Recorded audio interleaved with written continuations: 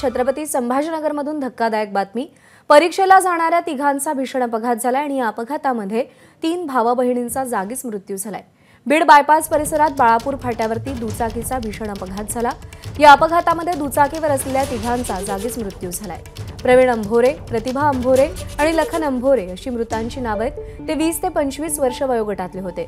त्यांच्याजवळ वनविभागाच्या परीक्षेचं हॉल तिकीट सापडलंय आणि यावरून ते परीक्षा देण्यासाठी जात असल्याचा अंदाज पोलिसांनी वर्तवलेला आहे। अपघातामध्ये 3 भावा-बहिणींचा दुर्दैवी मृत्यू झालेला आहे। छत्रपती संभाजीनगरमध्ये परीक्षेला जाणाऱ्या विद्यार्थ्यांचा अपघात झालाय। बीड बायपास परिसरात बाळापूर फाट्यावरती या भीषण अपघातामध्ये तिघांचा मृत्यू झालाय। प्रवीण अंभोरे, प्रतिमा अंभोरे आणि लखन अंभोरे अशी मृतांची नावे आहेत। अपडेट जाणून घेऊयात। कृष्णा केंडे सध्या आपल्यासोबत आहेत। कृष्णा, छत्रपती संभाजीनगर शहरातील बीड बायपासवर हा अपघात झालाय।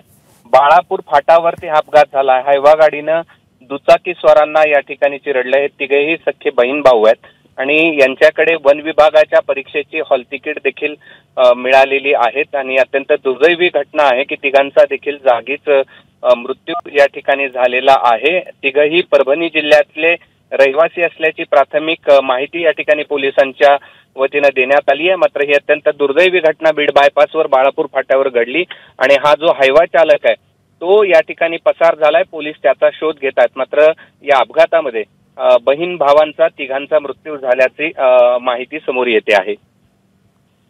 कृष्णा, धन्यवाद दिलेल्या माहितीसाठी। एबीपी माझा, उघडा डोळे बघा नीट।